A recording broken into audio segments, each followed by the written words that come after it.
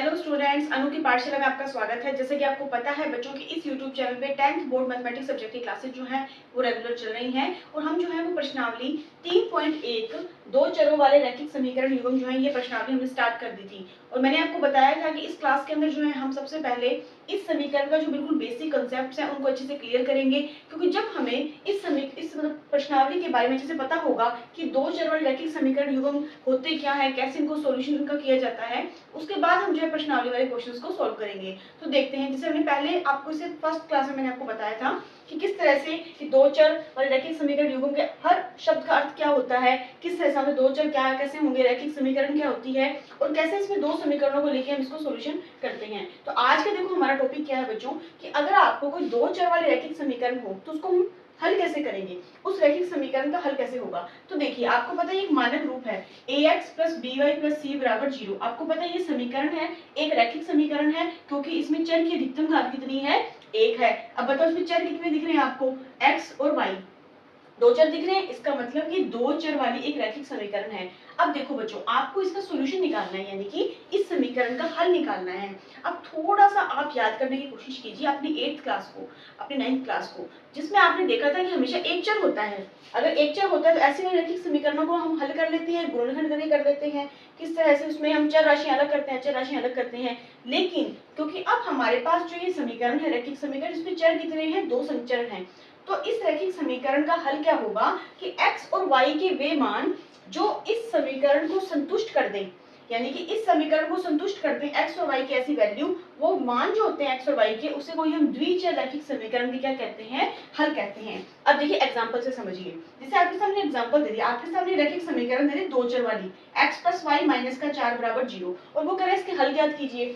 अब आप देखिए, अगर हमें इसके सॉल्यूशन निकालने हैं तो बस सबसे पहले देखो, आपको पता है x + y, ठीक है, आपको पता है ये चर राशि है, अचर राशि को अलग ले जाते हैं तो -4 उधर जाके +4 हो जाएगा।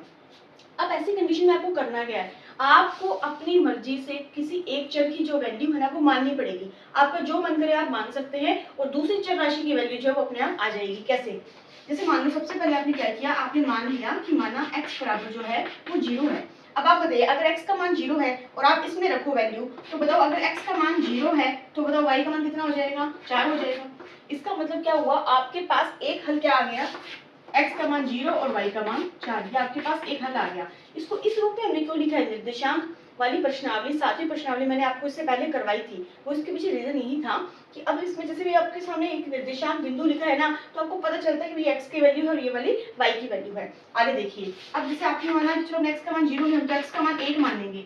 अगर आपने x का मान 1 रखा तो बताइए y का मान क्या होगा, x का मान 1 है, ठीक है, हमें तो y का मान निकालना है, 1 उधर जाए किसका हो जाएगा, माइनस का हो जाएगा। बताओ 4 में से 1 कितना बचेगा, 3 बचेगा, तो y का मान कितना आ गया, 3 आ गया। यानी कि आपके पास एक हल और कौन सा आ गया कि x का मान तो 1 है और y का मान 3 है। इसी तरह से जो आपका मन करे, अब आप कहोगे नहीं मैम हम x को नहीं मानना चाहते, हम तो y को मानना चाहते हैं, तो भी कोई इशू नहीं है। आपने क्या किया, मान लिया कि माना y का मान 0 है। अब बताओ अगर y का मान आप 0 मान रहे हो, y का मान अगर 0 है तो x का मान कितना आ जाएगा, 4 आ जाएगा। समझ रहे हो आप। तो देखो सबसे पहले तो x की वैल्यू लिखते हैं, तो x का मान कितना आया, 4 आया, y का मान कितना आया, 0 आया। तो आप मुझे एक बात बताओ बच्चों, इस तरह से आप अगर आपको दो चर वाली कोई रैखिक समीकरण दे दे तो आप अपनी मर्जी से वैल्यू मान के कितने वैल्यूज को मान सकते हो। सपोज करो मैंने आपको कहा x का मान पुट करना है, जो आपका मन करे वो आप मान सकते हो ना, चाहे वो वैल्यू प्लस में हो चाहे वैल्यू माइनस में हो। इसका मतलब संख्याएं कितनी होती है, अनंत होती है, यानी कि हम अनंत संख्याएं मान सकते हैं। तो इसका मतलब क्या हुआ कि इसके जो हल भी आएंगे वो कितने आएंगे, अनंत आएंगे।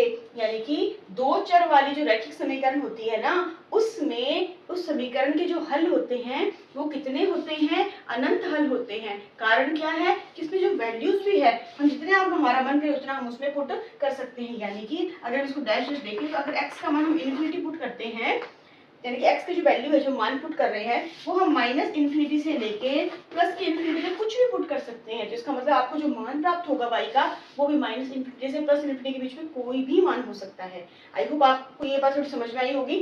तो बच्चों यहाँ लिख सकते हो कि यहाँ पे x की जो वैल्यू है वो -इन्फिनिटी से प्लस इन्फिनिटी तक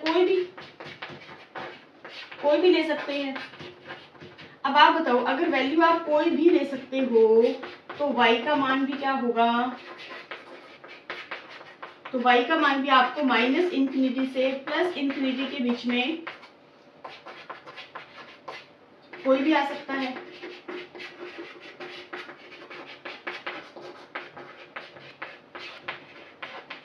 यानी कि बच्चों इस रैखिक समीकरण के कितने हल होंगे? अनंत हल होंगे। तो आपके इसमें जो मेन जो पॉइंट है जो आपको नोट करना है वो इसमें ये पॉइंट नोट करना है कि दो चर वाली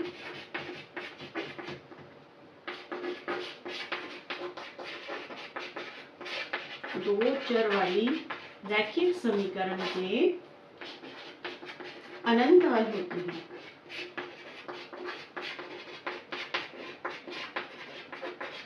आप बच्चों आई होप आप ये बात समझ पाए होंगे। अगर मैं चाहती तो इसको पॉइंट बना के नोट में लिखा सकते थे कि जब भी भाई आपको दो चर वाली रैखिक समीकरण मिलेगी ना तो उसके अनंत हल होते हैं, लेकिन तब आप इस बात को अच्छे से समझ नहीं पाते। लेकिन अब हमने इसको एग्जांपल से प्रूव किया है कि आपको एक चर राशि का मान तो अपनी मर्जी से मानना ही मानना है, दूसरी राशि का मान कुछ भी आ सकता है। तो आप देख रहे हो मान तो हम कोई भी संख्या सकते हैं, यानी कि माइनस इंफिनिटी से प्लस इंफिनिटी के बीच में कोई भी संख्या आप ले सकते हो। अगर आप कोई भी संख्या ले सकते हो तो y की वैल्यू भी आपको माइनस इंफिनिटी से प्लस इंफिनिटी के बीच में कोई भी मिल सकती है।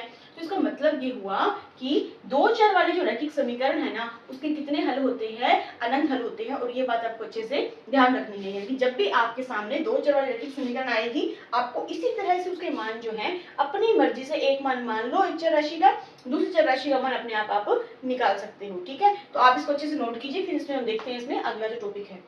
जो आपने इस तरह से मान तो निकाल लिए। अब आपने जैसे आपको मैंने सातवीं प्रश्नावली करवाई थी ना कार्तीय निर्देशांक वाली, तो उसमें आपको ध्यान है कि किस तरह से हमें निर्देशांक बिंदु दिए होते हैं, तो उनको जब हम ग्राफ पे ड्रॉ करते हैं तो किस तरह से हमारे पास जो है बिंदुओं को मिलाने वाली रेखा प्राप्त होती है। तो अब हम देखते हैं कि जो हमें ये बिंदु प्राप्त हो रहे हैं इन बिंदुओं को अगर हम कार्तीय निर्देशांक में एक तरह से ग्राफ पे ड्रॉ करें तो हमें क्या प्राप्त होगा। तो मैं एक बार उधर वाला साफ कर रही हूँ, आई होप आपने मिटो दिया होगा, तो हम देखते हैं इसमें क्या फर्क पड़ेगा। ठीक है, एक बार इधर वाला साफ कर रही हूँ, आप एक बार देखिए हम क्या बनाते हैं कार्तीय निर्देशांक बनाते हैं अपनी मर्जी से। ठीक है, याद होगा आपको कि ये वाली डायरेक्शन प्लस एक्स की होती है और ये वाली माइनस एक्स की। यहाँ पे क्या होती है प्लस वाई वैल्यू होती है और यहाँ नीचे की तरफ माइनस वाई वाली वैल्यू होती है, और जो इनका कटान होता है वो हमारा मूल बिंदु। तो ये आपको पता है कार्तीय निर्देशांक कैसे बनाया जाता है, मैंने एक बार बना लिया, ड्रॉ कर लिया कच्चा सा डायग्राम। अब आप देखिए आपने वैल्यूज निकाली थी। ठीक है, तो आपने अपनी मर्जी लगभग हमने 3 पॉइंट्स निकाले, इसमें कितने मर्जी निकाल सकते हैं हम। अब हम ऐसे देखते हैं कि हमारे पास एक हल आया था 0 4, तो इसको हम यहाँ पॉइंट शो करें। देखो x का मान 0 है, y का मान 4 है, x का मान 0 और y का मान 4 है, y का मान प्लस में है ना, तो प्लस की वैल्यू यहाँ पे होती है, यानी कि x का मान 0 y का मान 4, यानी कि ये पॉइंट जो है आपका 0 और 4 वाला है। ठीक, सेम ऐसे अगला पॉइंट आपके पास प्लस का 1 है और y का मान क्या है 3 है, x का मान प्लस का 1 और y का मान क्या है प्लस का 3 है, यानी कि यहाँ पे जो पॉइंट है वो आपके पास आ जाएगा 1 और 3 वाला। फिर आप देखिए आपने एक पॉइंट निकाला था कि x का मान तो 4 आ रहा है और y का मान क्या आ रहा है आपके पास 0 आ रहा है। तो देखिए बच्चों x का मान तो 4 आ रहा है, ठीक, और y का मान क्या आएगा 0 आएगा, यानी कि y की वैल्यू 0 है, तो लगभग आपके पास ये वाला पॉइंट हो जाएगा, x का मान 4 है और y का मान 0 है इस क्वेश्चन के अंदर। ठीक है, अब आप देखिए अब एक हमने 3 पॉइंट्स निकाले थे, चाहे आप और निकाल लेते। जब हम इन पॉइंट्स को मिलाते हैं ना बच्चों, जब हम इन पॉइंट्स को मिलाएंगे तो ये बिल्कुल सीधी रेखा मिलेगी। जब आप घर पे अपनी कॉपी पे से ड्रॉ करोगे तो जरा फुट्टे से मिला के देख लेना कि जब आप इन पॉइंट्स को मिलाते हो ना तो बिल्कुल आपको एक सीधी रेखा प्राप्त होती है, सीधी रेखा। तो आपके माइंड में कुछ बात क्लिक की कि अगर आपको दो चर वाले रैखिक समीकरण को जब आप सॉल्व करते हैं ना तो आपको कैसी रेखा मिलती है, एक रेखा प्राप्त होती है।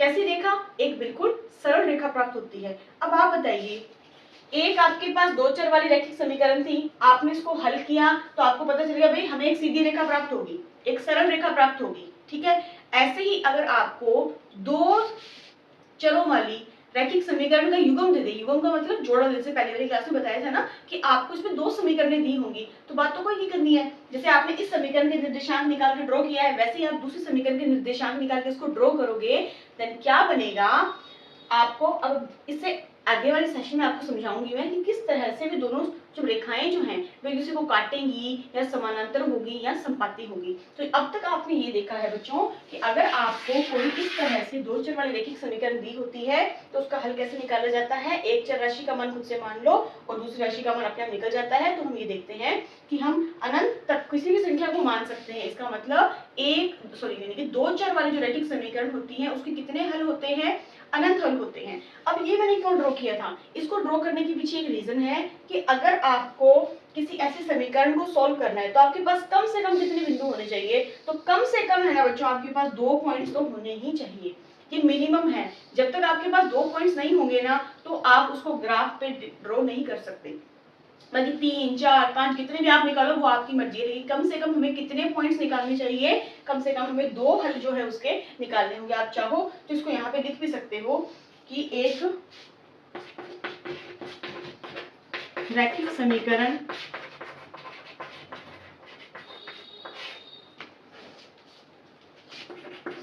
से एक रेखा निकालने के लिए कम से कम 2 हल प्राप्त होने चाहिए। अगर आपके पास 2 हल हैं तो आप इसको आसानी से ग्राफिकली ड्रॉ कर सकते हैं। देखिए बच्चों 2 हल होने चाहिए या फिर आपके पास 2 निर्देशांक होने चाहिए। आपके पास ये निर्देशांक है, ये निर्देशांक है, ये वाला निर्देशांक था। तो मैं उम्मीद करती हूँ बच्चों कि आपको ये सेशन समझ में आया होगा।